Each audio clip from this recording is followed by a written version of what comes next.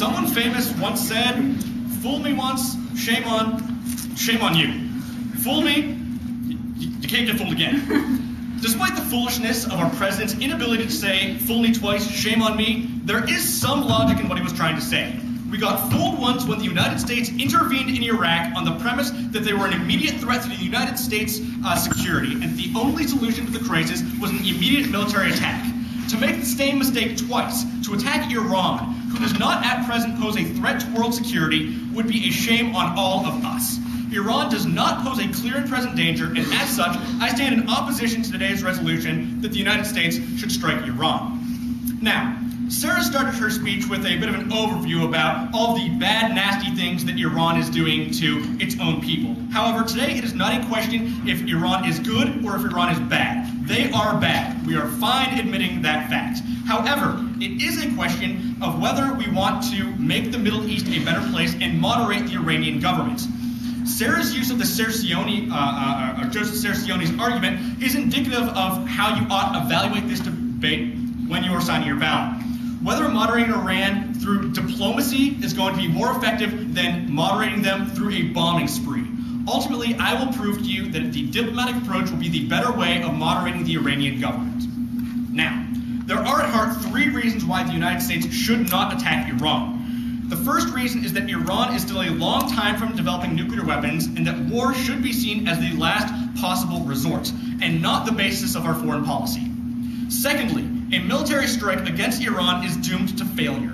Regardless of the method that's chosen, whether it's airstrikes or a full-blown invasion, it will not be successful as it will not even be as successful as it has been in Iraq, and we all know how well that's going. Third and finally, the diplomatic avenues are a more meaningful approach to resolving the crisis than military options, and will be more likely to moderate the Iranian behavior. Each of these will be examined briefly within the next several minutes. Now, there are several arguments, all of which indicate that Iran is not en route to developing nuclear weapons. The first is to highlight that according to several years ago, the Iranians signed additional protocols to the NPT, the Non-Proliferation Treaty, that allowed for more IAEA, which is the International Atomic Energy Association, inspectors into their facilities. Now, according to Peter Simons, Iran has the right under the NPT to build an enrichment plant, such as Brazil is also doing, and to construct a research reactor for peaceful purposes. As our exchange in cross-sex showed, Iran does not have the electricity generation capacity from just oil. They have a legitimate need for nuclear energy within their country. And Iran is well within its rights under international law to enrich uranium as it currently is. At the start, we must ask ourselves if Iran is doing anything wrong. Secondly, even if we assume that Iran is pursuing nuclear weapons, the immediacy of the threat must be given some thought as well.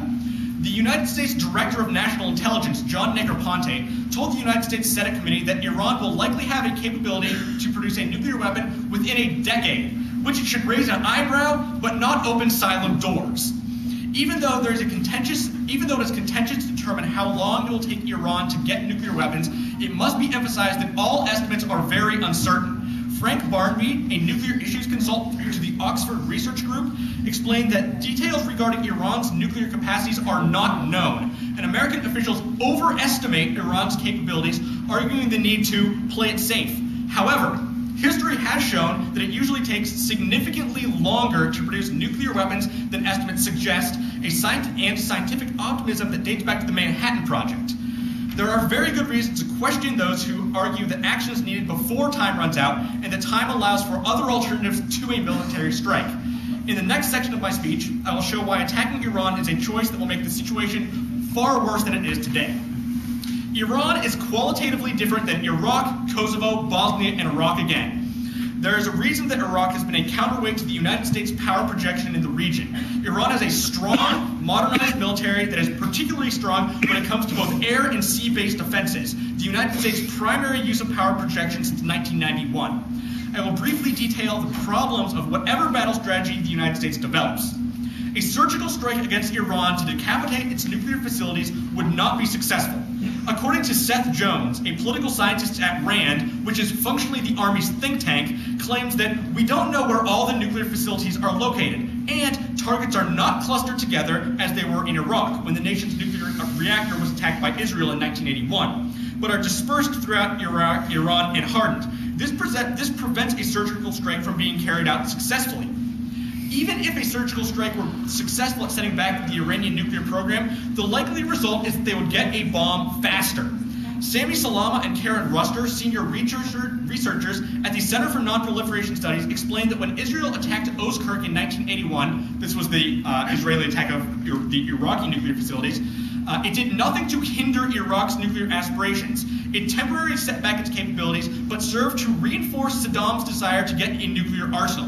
In fact, it sent Saddam's nuclear program into overdrive and convinced the Iraqi leadership to initiate a full-fledged nuclear weapons program immediately after the attack. An attack against Iran that did not occupy the country would prove that Ahmadinejad was correct in saying that the United States is the great Satan and a risk to Iran. These types of hardline policies are spun in Iran to provide the public, to prove to the public that we are the enemy. Salama and Russell continue to argue that this would provide Iran with an impetus and a justification to pursue a full-blown, covert nuclear deterrent program without IAEA inspections. Such an attack would be likely seen as an act of aggression not only by Iran, but by most of the international community, which would mean again that we have to go it alone against Iran. This then would make the situation far worse and Iran more dangerous than it currently is. It is safer to know as much about Iran as is possible than pushing their entire nuclear development underground. That would be the worst of all possible worlds. If we chose to occupy the country, we would occupy a country of 1.6 million square kilometers as opposed to the 400,000 in Iraq and 650,000 in Afghanistan. Essentially, even if we win the war against Iran, we would have to occupy a nation 50% larger than Iraq and Afghanistan combined while still occupying those countries. We are already overstretched and cannot afford to occupy a third country, nor waste our military might on a nation like Iran that is not currently a threat. Instead, we should use our power projection capabilities to go into places like Myanmar that Sarah talked about in her speech. What then should we do? It is true that they aren't a particularly nice country and that they don't have homosexuals and fund terrorism. But is attacking them the answer? I will argue in the little time that I have left that we should reinvigorate diplomacy towards Iran. We should invite the Iranian leadership here instead of insulting them and give them a deal that they can't refuse. If we offered Iran a comprehensive bargain that would give them everything that they wanted, it would be political suicide for the Ayatollahs to say no to the proposal.